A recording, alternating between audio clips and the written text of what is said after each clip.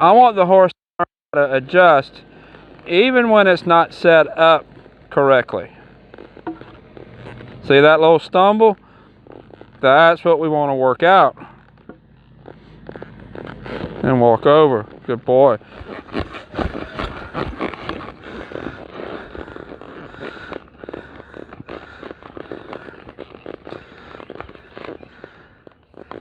Hello, welcome to Tim Anderson Horse Training.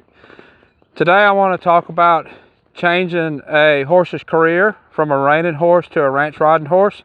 Some of the training that needs to be changed, some of the obstacles that you're going to have ahead of you if that's something you're looking at doing.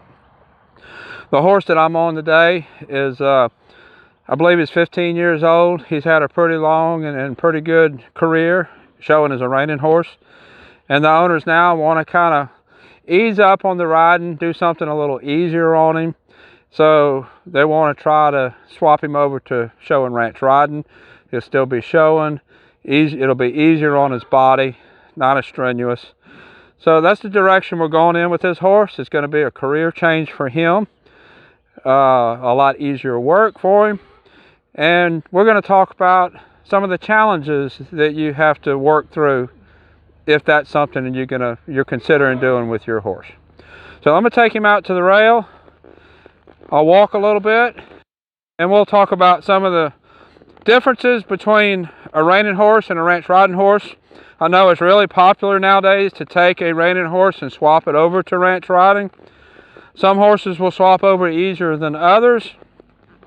There are some attributes about reining horses that will show good as a ranch riding horse. There's some attributes that are going to not show good in a ranch riding horse. But one of the things that I'm spending a good bit of time working on with him is when he was a reining horse, he had a really good stop, a really big stop. That was one of his big maneuvers. And every time you go to transition down, his brain is thinking stop, because that's what he was trying to do. So I have to get his brain kind of reprogrammed a little bit so that he thinks of slow down also. Right now, he just thinks of stop every time I want to slow down. So I'm working a lot of transitions with him. That's something we're going to do. I'll bring him up to an extended trot. I'll slow him down to a trot. I'll bring him to that regular trot, and I'll slow him down to a walk, and see if we can get all that done while keeping his feet moving. So let's go ahead to an extended trot.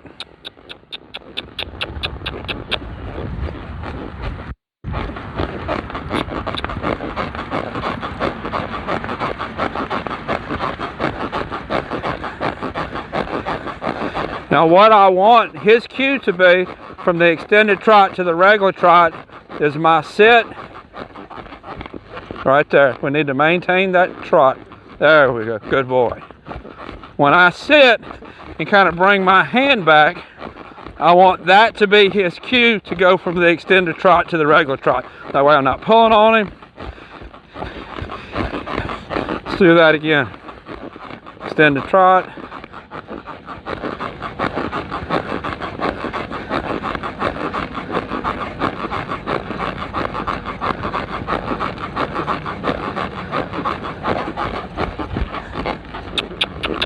Trot. So right there he came down too much. I just sent him back forward again into the trot. Get his brain thinking slow down. Now let's see if we can go to a walk without stopping. Good boy. Good boy. That was a better transition. He's getting that one figured out pretty quick. I've ridden him a couple of times working on this. In the beginning, even from a trot, he was planting his back feet and wanting to slide to a stop even from a trot. So he's getting that transition better. So what I'm going to do is I'll bring him back up and ask him to slow back down again. He's real familiar with the extended lope to the regular lope transition. Of course, that's something that you do in your big, fast to small, slow circles. That one's not a problem. It's the transitions that involve a trot. Most reining horses are not really ever trotted very much. So I have to do a good bit of trotting. I need to get him comfortable in that trot. I need to get him comfortable in the slow trot and an extended trot. I'm not ever going to let him be in anything between those two. We're always going to be in either one or the other. So let's go back up to an extended trot again.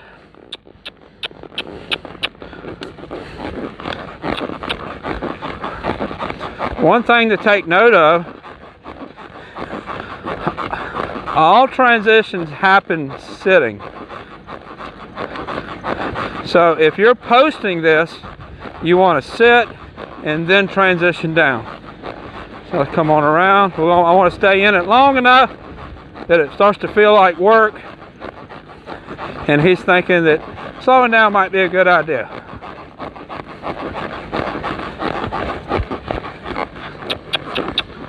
There we go. What I want to do is I want to sit but keep riding. That's what I want my cue to be. Now let's go down to a walk. Good boy. Good boy. So let's go back up to a trot again. This time let's go from a trot, trot him a little bit, and then let's ask for our extended trot.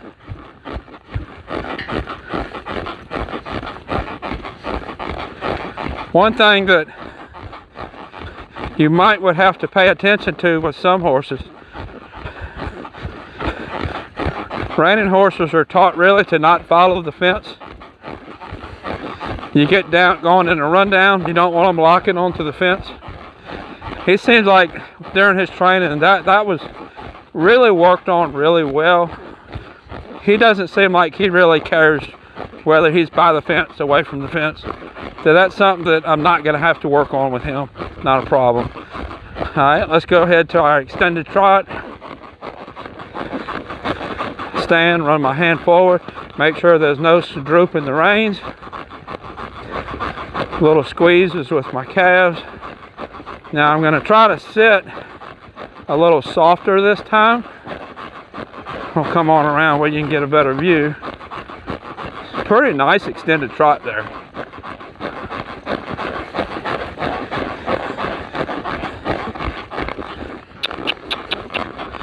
There we go.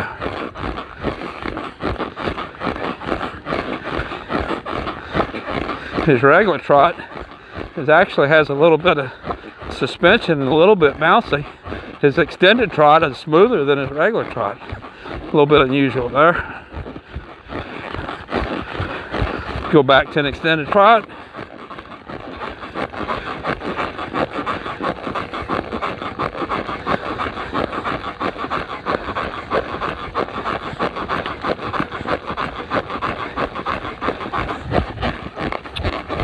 There we go. That was better. Gave him just a little touch with my spurs when he thought about coming down to a walk. And we'll walk. Good. That transition was just on me relaxing my body. That was very nice. Good boy. I'll walk him just a little bit. Then we'll do a little bit of a lope. Work on some lope transitions. In the process of working these transitions, this is something, if you're converting a reining horse to a ranch riding horse, transitions are something you're going to have to spend a lot of time on. And in the process of working those transitions, you can't forget about the quality of the movements that you're getting. Your trot, your extended trot, your lope, your extended lope. Make sure you have good movements. Right here, this walk here is really not a very good quality walk for ranch riding. He's a little bit lazy. I need to be walking a little bit more like we got someplace to go, something to do. Let's see if we can get him in a little bit better walk. That's better. I'd still like it a little more forward. There we go. This horse, I'm pretty sure he's 15. At the time when he was being trained, it was pretty customary to teach the horse to walk into the middle for reining really slow. That was kind of the in thing at the time. And I don't know if that really slow walk was trained or if that's just how he naturally wants to walk. So I need to be getting that walk a little bit better. A little bit more like we got someplace to go and something to do. He's looking to the outside. I'm not too concerned about that when I change directions. I'll see if he's still looking left or if he's looking the outside going the other way. Now he's looking inside. Not really too concerned. He's a pretty looky type of horse, which actually typically shows pretty good in ranch riding. You want a horse a little less looky to show in reining. You want one that is a little riding. They want the horse to look alert as it's doing its maneuvers. So he looks alert because he's kind of looky. It's going to help him in ranch. All right, so let's ask what kind of right lead lope we get.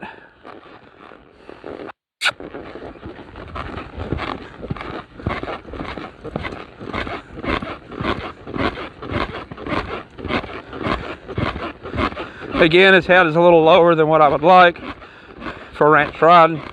Not going to change that a whole bunch. I don't want to let his nose get out.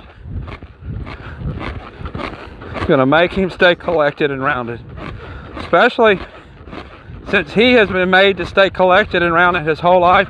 If I start letting that nose get out now, there's going to be some soreness coming up in the back.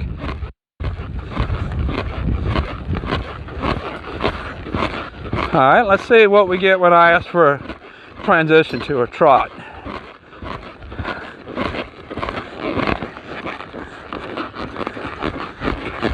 Not terrible. Wasn't smooth. Took a step or two in a walk stride. But it wasn't terrible. Let's ask for another lope again.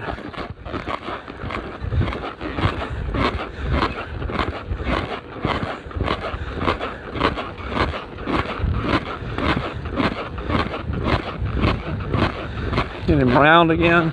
Round. Round. I can tell a huge difference in his stride when he's round and collected and when he's not. Not sure how much you can see on the video, but I can feel a big difference. All right, let's ask for another trot. There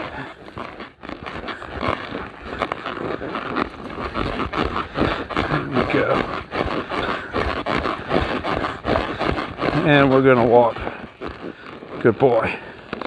He came down and hit a couple of walk steps. I'm not hitting him hard. I'm not fussing at him for doing that. He's trying to do what I'm asking him to do. I'm asking him to transition down. He's transitioning down.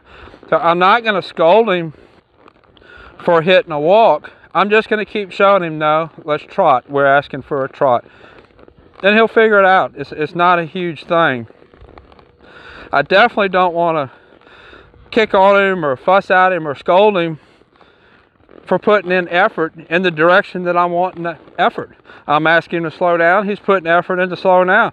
He's actually putting more effort into slowing down than what I'm asking for. He's slowing all the way down to a walk. I just want him to slow down to a trot.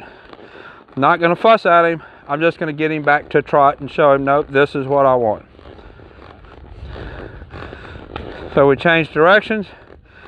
Not too concerned about working the extended trot to walk to trot transition both directions. It needs to be done, but it's not a huge deal. We're doing them in a straightaway, so that doesn't make a big difference. But lope to trot does make a big difference because that's we're in one lead or the other lead. So we're going to lope off in the left lead. We'll come around and we'll do another transition down here.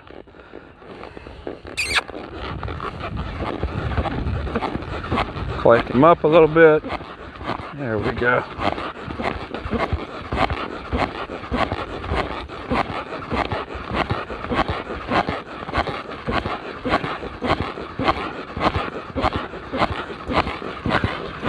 He needs to transition, collect it up on his back end. That's going to make the transitions better. It's the same thing that made his stops good. Transitioning down on his back end. A lope to stop is just a downward transition. I'm just asking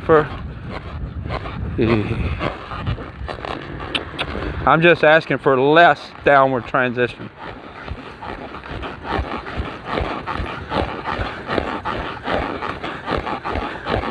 Let's do that again.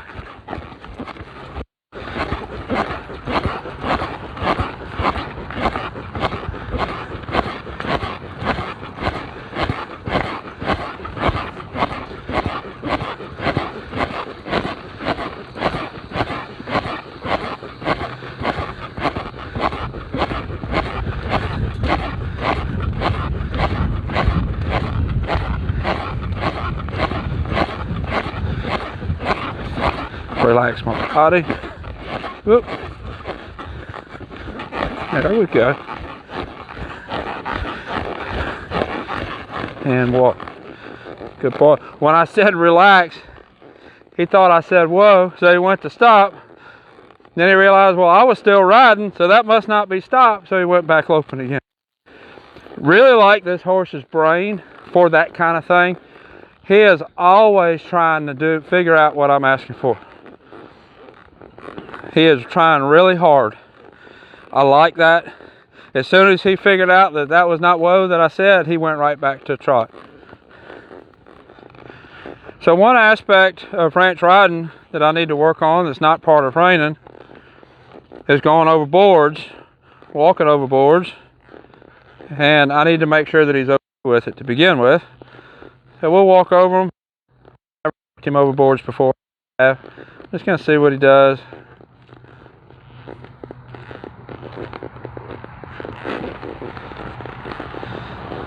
Something to start with. My spacing might not quite be right, but when I'm practicing, I want the horse to look at the boards, look at the spacing, and figure out where to put his feet. If he looks at home and figures out where to put his feet, when we get to a show, and the spacing is good, and the spacing is just, there we go.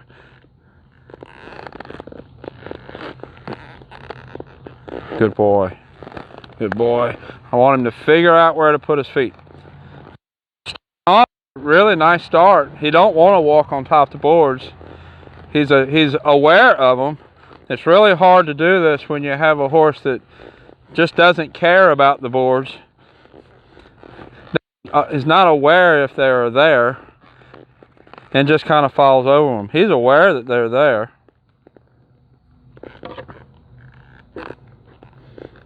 And he wants to walk between them.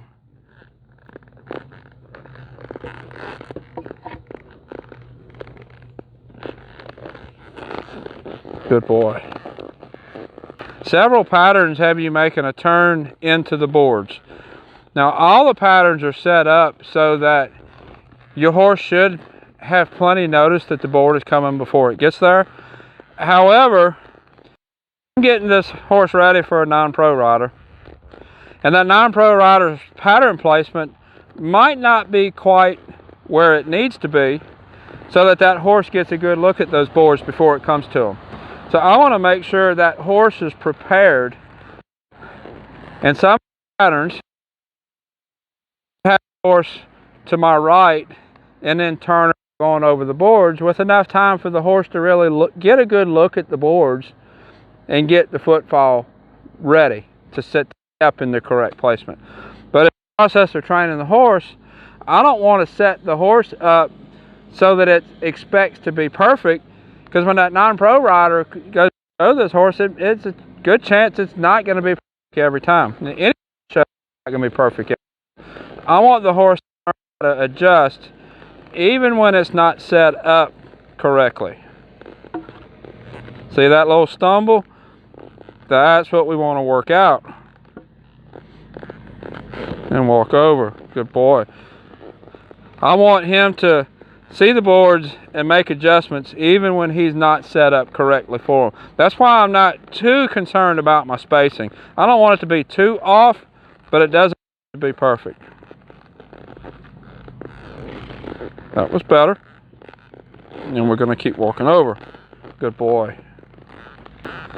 So I want to make this horse as non-pro friendly as I can make it. I'm not going to ride centered all the time. I'm going to ride a little bit off balance. I'm going to shift my weight a little bit. That way when the horse gets ready to show with that non-pro rider, all that's been done already. If it's all perfect when I'm showing him, when I'm schooling him, then when it becomes not perfect, then he's not going to know what to do about it. That was better. All right, I'm going to go down here and pick up a trot. And then I'm going to set him up really poorly and see what we get. If he does well when I set him up poorly, then he should do well when he's set up good. It's kind of how you find the holes. How I find the holes.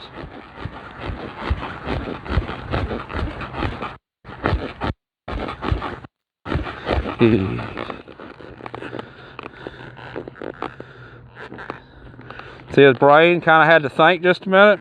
His brain wasn't on the boards. When I turned him, he hesitated a little bit. He had to figure it out. It's okay. He figured it out. Not a big deal. I don't mind that. But that's why we got to get this worked out now.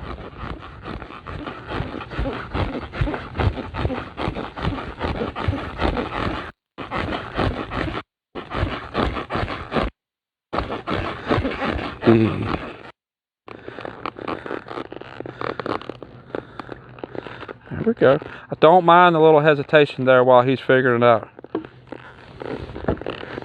That step wasn't very good, but didn't set him up very good either. That's part of what we're working through.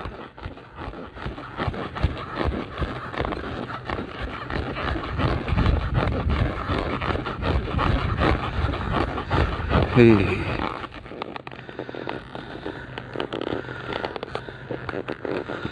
we go. Whoa. If you want to see more videos of me working a horse for ranch riding, I'll put a link to one up here, and I'll put a playlist to some horses that I'm training. Until next time, thank you for watching.